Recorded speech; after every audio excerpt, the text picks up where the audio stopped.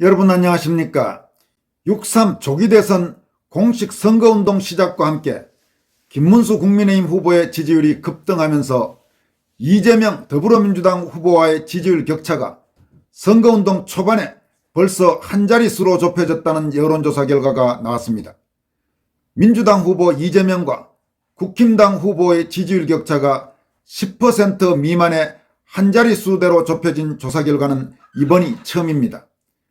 그동안 이런저런 상처로 마음이 많이 힘들었던 한국의 자유우파나 보수우파 성향 국민들에게는 대선에 대한 희망을 갖게 하는 고무적인 조사 결과라고 할 수 있습니다.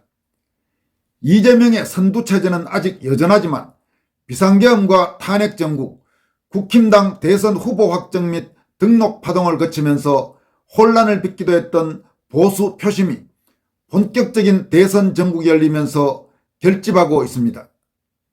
아시아투데이가 의뢰해 한국여론평판연구소가 공식 선거운동 이틀째인 지난 13일 전국 만 18세 이상 남녀 1,004명을 대상으로 실시한 대선 후보 지지도 여론조사 결과가 오늘 공개됐습니다.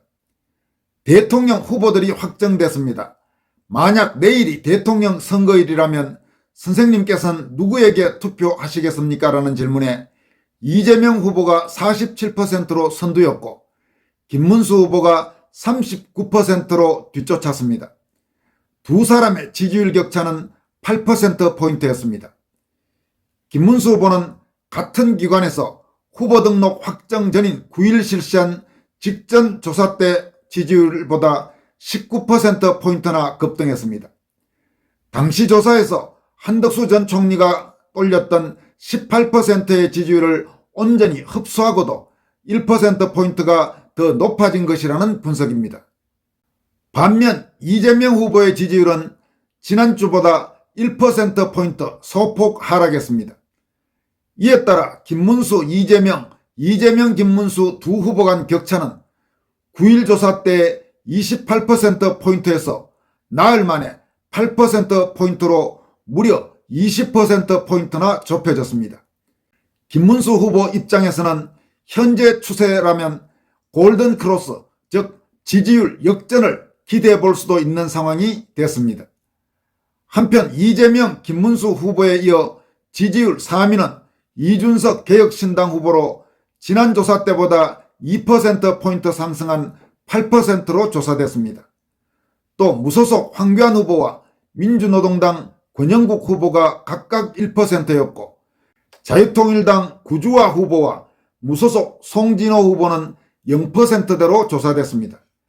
이 밖에 없음이 3%였고 잘 모르겠다가 1%였습니다. 오늘 발표된 아시아투데이 의뢰 여론조사의 특징은 김문수 후보 지지율이 계속 큰 폭의 오름세인 반면 이재명의 지지율은 조금씩 빠지고 있다는 점입니다.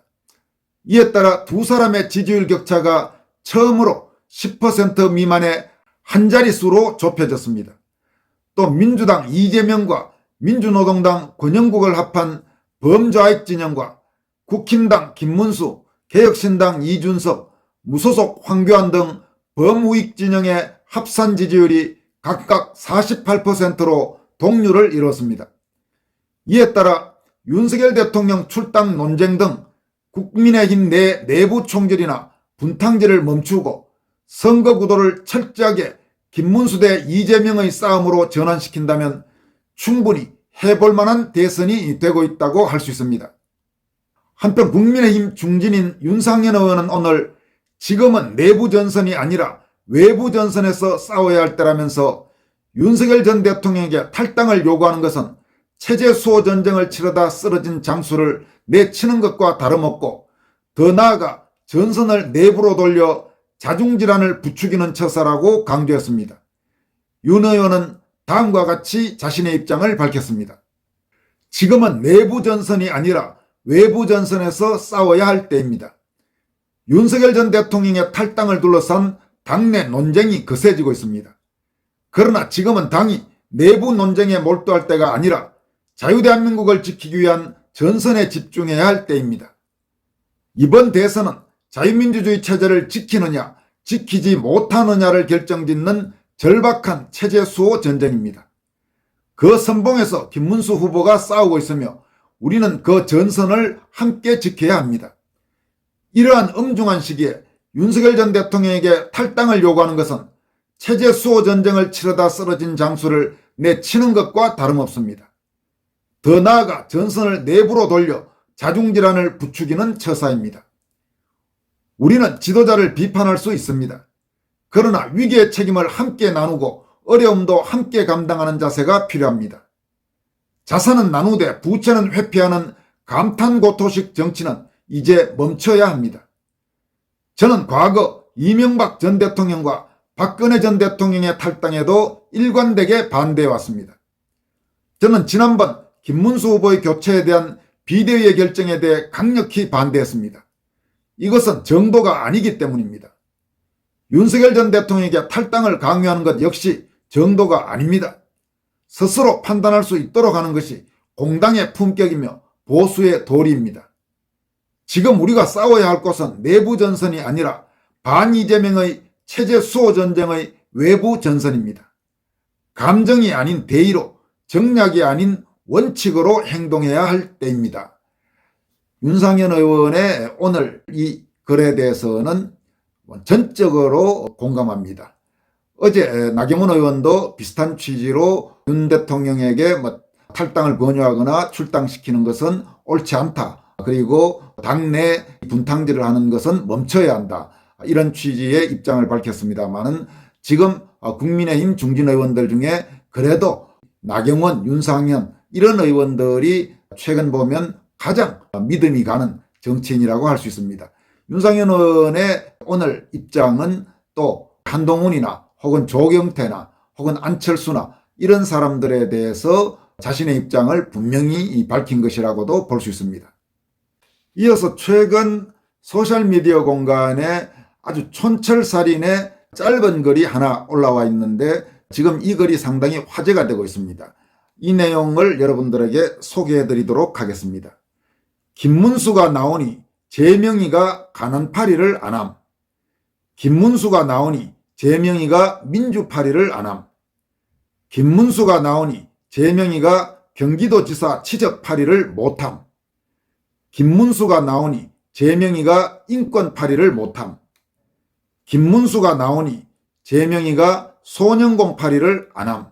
이런 내용입니다. 상당히 촌철살인입니다. 마지막으로 전해드릴 내용은 방산이라는 필명으로 꽤 알려진 소셜미디어 인플루언서입니다. 이희영 박사가 자신의 소셜미디어를 통해서 이준석 찍으면 사표된다 이런 제목의 글을 올렸습니다. 이 내용을 여러분들에게 소개해드리도록 하겠습니다. 요즘 이재명의 그 간사한 얼굴을 보는 것도 죽을 지경인데 이준석이 대통령 후보랍시고 나와서 돌아다니는 꼴을 보자니 열불이 터진다. 2022년 대선을 앞두고 국힘당을 젊은 피로 혁신해보자는 차원에서 이준석을 대표로 뽑았다. 이자가 제일 처음 한 짓은 제주도지사였던 원희룡 전 지사가 과거 친분이 있어 전화했는데 이 전화 내용을 녹음해서 공개하며 원희룡을 모욕했다. 정치적인 도의는 전혀 없는 싸가지 없는 인간이다. 당시 검찰총장을 마친 윤석열에게 버스가 정시에 떠난다며 조롱했다. 윤석열이 공식 당대선 후보가 되자 대통령을 양두구육이라며 노골적으로 욕해대며 제주, 부산 등 나르시아하며 속을 썩였다. 싸워야 할 민주당과 이재명에 대해선 아무런 공격도 않고 문재인과 이재명을 만나면 90도로 인사하는 놈이다. 윤석열 후보가 낙선하면 자기가 당대표로 권력을 장악하려는 속셈이었다. 결국 당대표에서 쫓겨나면서 30년 후면 다 죽고 자기만 살아있을 거라는 악담까지 한 말종이다. 이놈은 유승민과 같은 패로서 박근혜 대통령 배반에 탄핵시킨 폐륜하고 유승민과 함께 나가 바른미래당으로 갔다. 거기서 배반 DNA가 작동해 이현주와 같은 배신자와 함께 손학규 대표를 갖은 독설과 압박으로 손학규 대표를 강퇴시키고 국민의힘으로 다시 기어들어왔다. 당내에서도 정치적인 행위를 떠나서 최소한의 정치 선배, 어른에 대한 기본적인 예의나 도의란 전혀 없는 한마디로 가정교육도 안 된 버르장머리 없는 놈이다. 당시 안철수가 한마디 하자 길게도 쓰고 자빠졌다고 모욕적 쌍말을 서슴지 않던 버러지 같은 놈이다. 결국 이놈은 쫓겨나가 무슨 개혁신당을 만들어 이번 대선에 나왔다. 보기엔 국힘당에 있어서 보수라고 생각하지만 실제는 문재인과 이재명을 따르는 이중첩자일 뿐이다. 이런 자를 젊은 우파라고 생각하고 찍는다면 그 표는 사표가 될 뿐이다. 참새보다도 가벼운 입을 가진 이준석은 정치계에서 하루빨리 사라지는 게 우리 예국민들의 정신건강에 좋다. 이번 대선에선 이것저것 따질 것 없이 참신하고 청렴하며 소신 있는 김문수 후보의 몰표로 대한민국을 지켜내야 한다. 이준석은 사표일 뿐이다. 이렇게 이영 박사가 아주 통렬하게 이준석을 비판하면서 이번 대선에서 이준석에게 표를 찍는 것은 전혀 도움이 되지 않는 사표일 뿐이다. 이렇게 강조했습니다. 지금까지 권순할TV였습니다. 여러분 고맙습니다.